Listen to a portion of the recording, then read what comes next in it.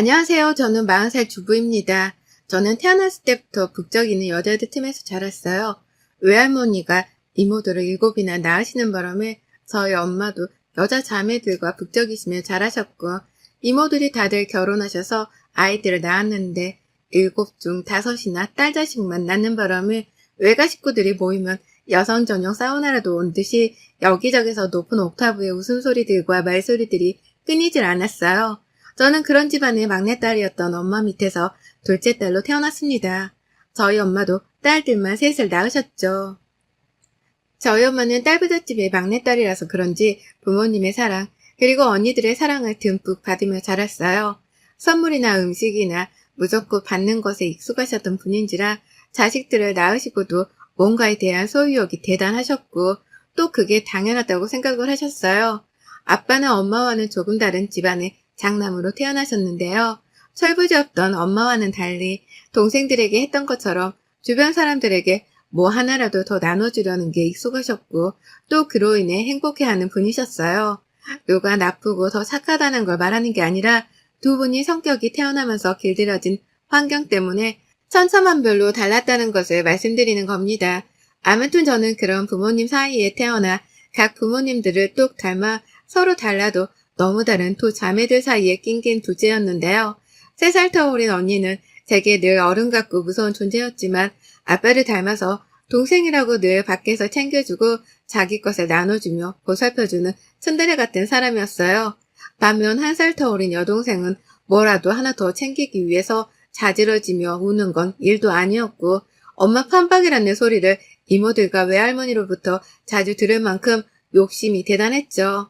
이렇게 자매들이 한 명씩 부모를 닮았는데 저는 어디서 주워온 자식인지 아무도 닮지 않고 아니 오히려 반반씩 섞어 나서는 가지고 싶어도 누굴 나눠줘야 하나 싶어 혼자 내적 고민을 하다 내 거라 우기고 싶은데도 딴 사람 배려를 또 해줘야 한다며 혼자 웃었다가 화났다가 하면서 누가 보면 이중인격이라고 생각할 만큼 가지고 있는 특징이 애매했어요.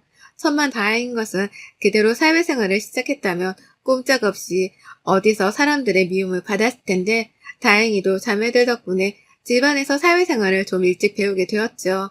막내가 교복 입고 머리가 크며 언니한테 대들어대는 바람에 정말 한동안 자매들 사이에서 싸우지 않는 날이 없었습니다. 매일같이 싸우대는 언니와 막내를 말리느라 중간에서 등골이 터지는 기분이었어요.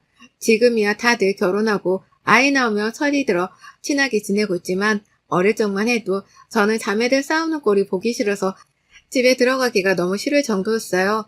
공부도 지질이 못했는데 집에서 독립을 일찍 하려고 죽어라 공부해서 서울 안에 한 대학이 들어갔고 자매들 중에서는 시집도 제일 먼저 갔죠. 대학 때부터 CC였던 남편은 집이 서울이었던지라 제가 학생 때부터 자주 시댁에 들락날락 거렸습니다. 본가가 멀어 갔다가 오기 애매한 휴일이나 주말이면 시부모님이 그때부터 저를 챙겨주신다고 자주 집으로 불러주셔서 함께 식사를 하고 얘기를 많이 나누며 오래도록 친하게 지내왔죠. 남편은 저와는 정반대로 남자 형제들만 둘이 더 있는데요. 삼형제를 키워내신 시어머니는 유독 여자친구를 집으로 데려오고 서스럼 없이 인사를 시켜주던 둘째 아들 덕분에 처음으로 남의 집 딸을 집에서 맞이해 보셨고 그 때문인지 저를 유독 딸처럼 예뻐해 주셨답니다. 저도 저를 좋아해 주시는 어머님이 좋아서 남편한테 연락도 않고 먼저 찾아가 인사를 드리고 밖에서 단둘이 밥을 먹었던 적도 많았고요. 그렇게 자연스레 어른들의 축복을 받으며 남편과 결혼까지 빨리 하게 되었어요. 오빠라고 잘 따랐고 큰 아주버님은 저희가 결혼을 하고서 한참이 지난 5년 후에야 저와 동갑인 여자분과 결혼을 하셨습니다. 저와 나이는 같았지만 족보로 따지면 형님이시기 때문에 저는 당연히 첫 만남부터 존댓말을 썼고 형님도 먼저 예의를 갖춰주는 제가 믿지 않으셨는지 서로 맞존대를 하며 동서라고 불러주셨어요. 시부모님도 아주버님도 너무 좋은 분들이신데 형님마저도 좋은 사람을 맞이하게 되었다며 저는 대신 우리 시댁이 참 좋았습니다. 어릴 적에 그렇게 싸웠던 것을 보상받기라도 하듯이 새 가족들과의 사이는 너무나 만족스러웠어요. 하지만 그렇게 평화롭기만 해 보이던 저희 시댁에 돌덩이 하나가 생기고 말았습니다. 잔잔한 물결에 떨어져 거센 물결과 파도를 일으키는 엄청난 돌덩이요. 바로 막내 도련님이 결혼하겠다고 데려온 동서였습니다. 막내 도련님이 클럽에서 만나 번호를 따며 사귀게 되었다는 동서는 저와 형님보다도 나이가 3살이나 더 많은 연상녀였어요. 딱 봐도 성형을 했는지 눈꺼풀이 짙고 코에 분필 하나가 들어가 있는 게 잘 노는 언니 같다 싶었죠. 하지만 저도 눈을 찝었고 성형은 본인 의지에 따르는 자유라 생각했기에 그건 큰 문제가 되지 않았습니다. 오히려 예쁜 동서가 생겨서 여자 대 여자로서 친해지고 싶다는 생각이 들었었죠. 둘째로 태어나 싸움하는 집안에서 자란 저의 본능적인 자세였다고나 할까요? 하지만 저와는 달리 큰 형님은 다른 생각이셨나 봅니다. 처음 동서가 결혼 전 집안에 인사를 드리러 왔을 때부터 본인보다 나이가 많다는 이유로 약간의 경계를 하시는 듯 했어요. 거기다가 키도 훨 크고 예쁘기까지 하니 형님은 약간의 기싸움을 먼저 시전하라는 듯 보이기도 했고요. 그러다가 결정적으로 시어머니께서 족보 정리를 해야겠다며 결혼하면 어찌되었든 형님은 형님이니까 나이가 어리더라도 존댓말을 써야 한다고 동서에게 당부를 했고 동서는 알겠다고 대답을 했는데요. 정작 결혼을 하고 나서 처음 시댁에 온 식구가 모였을 때 그만 동서가 형님께 말을 놓아버린 것입니다.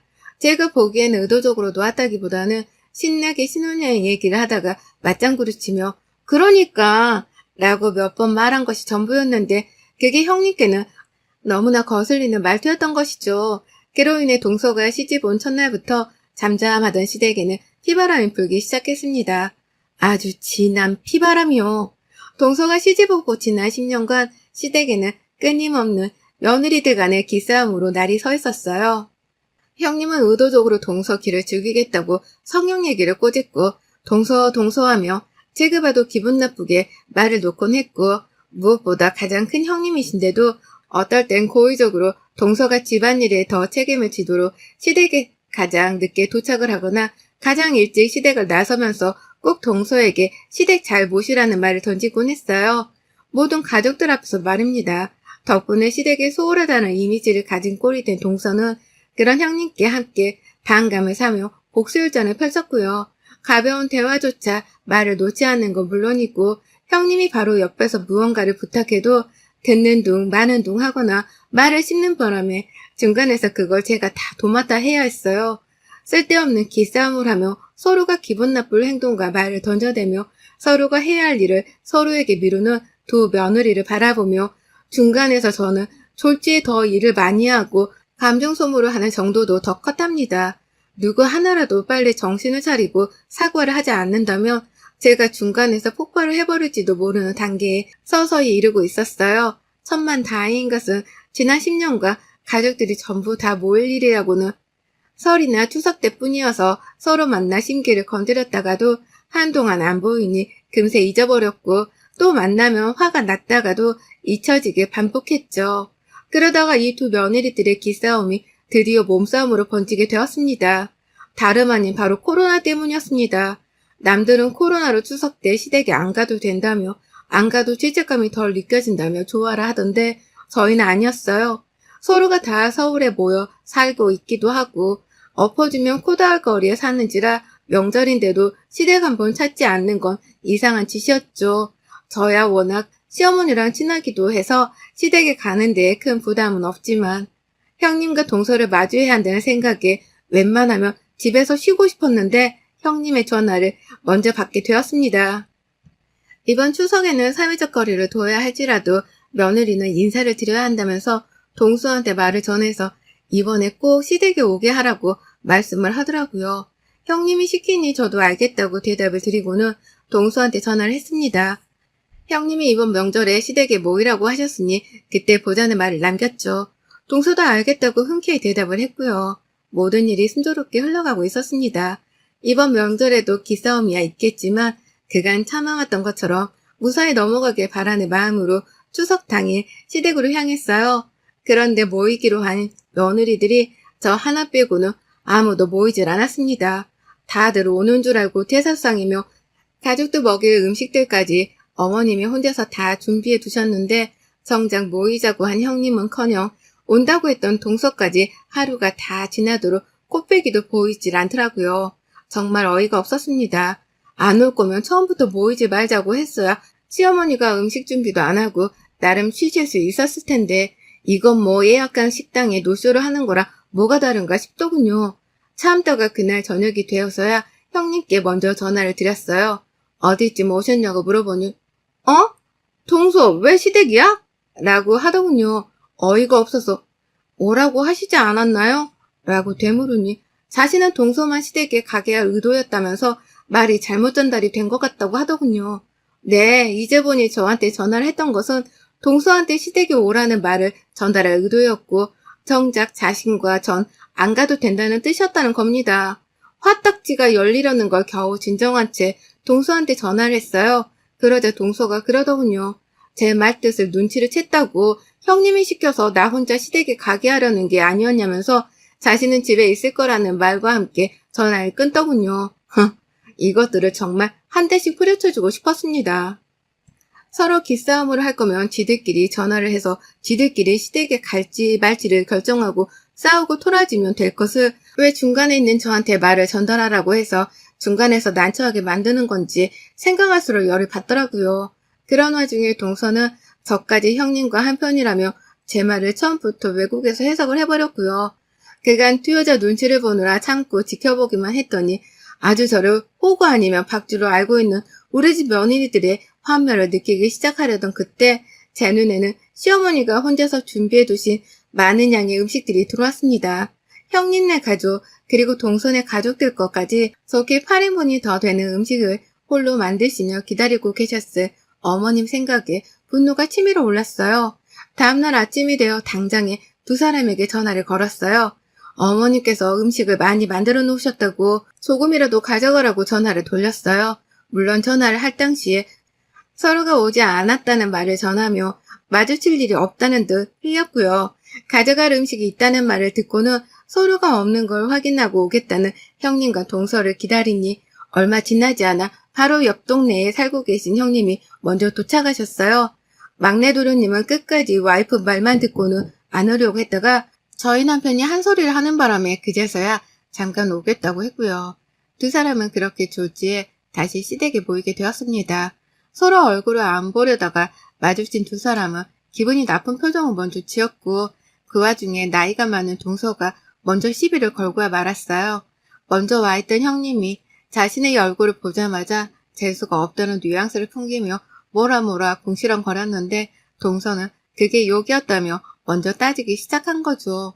너 뭐라 그랬냐며 순식간에 반말로 따지기 시작한 동서의 태도에 형님은 형님대로 이게 또 반말을 짓거린다며 시부모님 앞인데도 열이 받아 음식을 챙겨 담느라 들고 있던 플라스틱 나갯락을 동서 앞으로 던져버렸고 하필 그게 동서의 엄지발가락에 정통을 하는 바람에 동서는 아프다며 주저앉아 씩씩댔다 욕을 해버렸고 두 사람은 동시에 서로를 향해 달려들었어요. 불과 1초, 2초도 안 되는 사이에 두 사람이 서로의 머리끄댕이를 잡아당기며 세상 오만 욕을 다 짓거리며 서로에게 퍼붓기 시작했습니다. 지난 10년간 아슬아슬한 줄타기를 하며 감정 싸움만 시전하던 두 사람이 10주년 맞이 기념 페스티벌이라도 선보이려는 듯 때마침 흘러나오는 TV 명절 프로그램의 음악 장단에 맞춰 신랄하게 서로를 패기 시작했죠. 정말 어떤 말로도 형용할 수 없는 개판이었습니다. 저는 나름 시어머니의 수고로움을 생각해서 며느리들이 얼굴이라도 보여야 하지 않겠냐는 마음으로 모두를 부른 것인데 졸지에 시어머니께 가족 간의 싸움거리를 제공해 드리고야 말았죠. 시어머니는 그간 두 며느리가 사이가 안 좋은 것을 진작에 알고 계셨기에 늘 잘 지냈으면 하는 마음이 크셨었는데 급기야 서로 머리채를 잡고 싸우자 그 모습에 속상하다며 주저앉아 가슴을 치며 울기 시작하셨어요. 저는 그 모습을 보자 더 이상 참을 수가 없었습니다. 저 결혼 전부터 늘 딸같은 며느리를 얻고 싶다며 다 같이 쇼핑도 하고 밥도 먹고 재밌게 놀며 살았으면 좋겠다는 소박한 꿈을 가지셨던 분이신데 며느리들이 서로 쥐잡듯이 싸우는 거를 보며 얼마나 속이 뭉그러지셨을까 싶더라고요. 여전히 서로의 머리끄댕이를 잡아당기며 개년이며 쌍쌍반년이며 온갖 단어에 연을 갖다 붙이던 두 사람은 끝내 키가 큰 동서가 먼저 형님의 뺨을 때리는 바람에 더 큰 폭행으로 번졌어요. 뺨을 맞은 형님은 키가 작아 자신이 이길 자신이 없다며 발길질을 막무가내로 해댔고 그 바람에 동서는 배 가운데를 제대로 맞아 복통을 호소했어요. 졸지에 옆에서 지켜보고 있던 도련님과 아주버님까지 자기 와이프 지키겠다고 나섰다가 싸움을 말리기는커녕 서로의 배우자를 향해 뭐 이런 X가 다 있냐며 손찌검을 하려 했고, 그 바람에 저와 남편은 또다시 싸우는 두 사람 사이에서 말리는 중재자가 되어야 했습니다. 하지만 이번만큼은 말리는 척만 할 뿐 진짜로 말리지 않았어요. 오히려 모두가 힘이 딸려 폭행이며 폭언이며 그만둘 때까지 지켜만 봤습니다. 어디 누가 이기냐고 정말로 팔짱을 낀 채 지켜봤어요. 그러자 체격이 딸려 당하고 있던 형님이 싸우다 말고 지켜보는 저를 발견하시곤 너 안 말리고 뭐하냐며 뜬금없는 저한테 화를 내더라고요. 뭐 저런 게 다 있냐며 너가 불러서 이 지경이 된 거 아니냐며 하다하다 이젠 가만히 있던 저를 향해 시비를 걸기 시작하셨어요. 형님이 한번 제 탓을 하자 동서까지도 싸움을 그만하고 싶은지 저를 향해 큰 소리를 치며 분명 형님은 안 온다고 하질 않았냐며 왜 우릴 불러서 이 사단을 만들었냐며 호통을 치더라고요. 졸지에 모두를 불러내 원인 제공을 한 당사자가 되어버린 저, 순간 인연들을 조져야겠더라고요. 수십 년의 언니와 여동생 틈에서 싸움을 말리며 커온 저입니다. 별 가짠치도 않은 일들 때문에 서로 쥐잡듯이 싸우고 개패는 자매들을 보며 하루도 쉬지 않고 두 사람을 화해하려고 잘 지내게 하려고 노력을 해왔던 저입니다. 그러고 사는 게 지겹다며 공부도 하고 독립도 하고 결혼도 일찍 해서 시집왔건만 형님과 동서 때문에 이건 뭐 자매들 싸움 지켜볼 때보다 더 피말리고 스트레스를 받으며 살았네요. 그런데 이젠 하다하다 둘이서 서로 기싸움을 하다 싸운 걸 가지고 제 탓이라고 하더니 시어머니가 안쓰러워서 밥 한 끼라도 다 같이 먹자고 불러낸 건데 졸지에 싸움 붙이려고 서로에게 거짓말을 해서 시댁으로 불러낸 꼴이 된 것이죠. 이젠 참지 않아도 되겠다 싶더군요. 10년이면 많이도 참았다는 생각이 들었습니다. 곧장 손 하나로 서로의 머리끄댕이를 여전히 잡아당기고 있는 형님과 동서에게로 달려갔어요. 그리고는 이것들이 제 언니와 여동생이라는 생각으로 머리칼을 앙칼지게 잡아내고 미친 듯이 휘젓기 시작했습니다. 나이를 그렇게나 처먹고도 시부모님 앞에서 이게 할 짓이냐며 니들 같은 형님 동서는 나도 더 이상 챙기고 달랠 필요가 없다며 젊은 시절 자매들 싸움 말리다가 저까지 휘말리며 살아남겠다고 시전하 머리끄댕이 돌리기를 시전하며 두 여자들 머리통을 정말 신랄하게 휘저었습니다. 제가 어린 시절부터 단련한 시간이 있었기 때문에 체력도 꽤나 튼튼했거든요. 제 아무리 키가 컸던 동서라도 제 힘엔 어림도 없더라고요. 졸지에 서로의 머리카락을 잡고 있다가 제 손을 뿌리치려고 안달이 난 두 사람은 제가 한 번에 두 사람이 퍽 소리가 나도록 서로 박치기 시켜버리며 현관 시멘트 바닥으로 던져버리자 서로 몸이 뒤엉키며 캬 하고 비명을 지르다 엎어졌어요. 그만한 괴력이 어디서 나왔는지 놀라 당황하며 저를 쳐다보던 시부모님과 아주버님 그리고 도련님은 얼어붙어서 저를 바라보기만 하셨고요. 그런 남편의 형제들 앞에서 한 번 더 소리를 질렀습니다. 마누라 간수 똑바로 하라고 말입니다. 당신들 부모님이 자식 기다린다고 뼈 빠지게 음식을 해놓은 거 안 보이냐고. 이 나이 되도록 며느리들 기싸움에 눈치를 보고 사셔야 하냐며 삿대질을 해대며 싹수 없는 것들이라고 욕을 해대니 가장 먼저 큰 아주버님이 부모님을 향해 죄송하다고 무릎을 꿇고 싹싹 빌더군요. 와이프 간수를 잘 못했다고 자식 노릇을 못해서 죄송하다고 말이죠. 그 바람에 옆에서 저와 둘째 형의 눈치를 봤던 도령님께서도 자신이 결혼을 잘못한 것 같다면서 급기야 애지중지하던 자기 와이프 탓을 해대며 형 옆으로가 함께 무릎 꿇고 싹싹 빌기 시작했고요. 눈치가 빠른 형님께서 집에 가면 남편한테 꼼짝없이 욕을 먹게 생겼다고 생각하셨는지 동서를 밀쳐내고 남편 옆에 앉아서는 죄송하다고 사죄를 했고요. 그 바람에 동서 또한 이대로 가다간 자기 혼자 싸가지 없는 며느리로 독박 쓸 거라 생각했는지 후다닥 달려와 시부모님께 용서를 구했습니다. 서로 싸움질을 해대다가 졸지에 다 큰 성인들이 무릎 꿇고 어른들께 사죄를 하는 꼴이 정말 한심하다 못해 머저리 같더군요. 그놈의 기싸움이 뭐라고 그리 서로를 못 잡아먹어 안달이었는지 지나간 우리의 젊었던 시절이 머릿속에 스쳐 지나갔어요. 그날 이후 시부모님께서는 더 이상 두 형님들을 부르지 않으셨습니다. 자식들이 저희 부부 빼고는 결혼 안 했다고 생각하겠다며 며느리들을 집안으로 절대 출입금지를 시키셨고요. 그 덕에 제가 일이 많아지지 않도록 내년부터는 제사고 뭐고 다 생략하기로 했습니다. 그냥 가볍게 밥을 먹는 시간 정도만 가지기로 했죠. 저야 다 괜찮았지만 그래도 힘들어하는 제사가 사라지고 무엇보다 기싸움 시전에 대다 몸싸움까지 벌일 무개념 형님과 동서가 안 보일 거라 생각하니 어찌나 속에서 환호를 질렀는지 비록 제가 무력을 생사해서 두 사람을 말리긴 했지만 그 바람에 시부모님은 속이 시원했다며 나중에서야 제게 고맙다고 용돈까지 쥐어주셨답니다. 제가 자매들 팀에서 자라느라 힘이 좀 남달랐다는 것을 알고 있던 남편도 제가 슈퍼우먼인 줄 알았다며 정리해줘서 고맙다며 신용카드 한 장을 살림에 보태쓰라며 선물로 줬고요. 졸지의 며느리들 사이에서 서열 1위가 된 저는 앞으로도 서열 정리를 위해 혹여나 두 사람 간의 싸움이 일어났다고 하며 출동해서 과감히 무력을 행사해볼까 합니다. 물론 그럴 일 없이 제 눈에 영영 안 보이면 더 좋을 것 같고요. 여러분의 생각은 댓글로 남겨주세요. 오늘도 시청해주셔서 정말 감사합니다.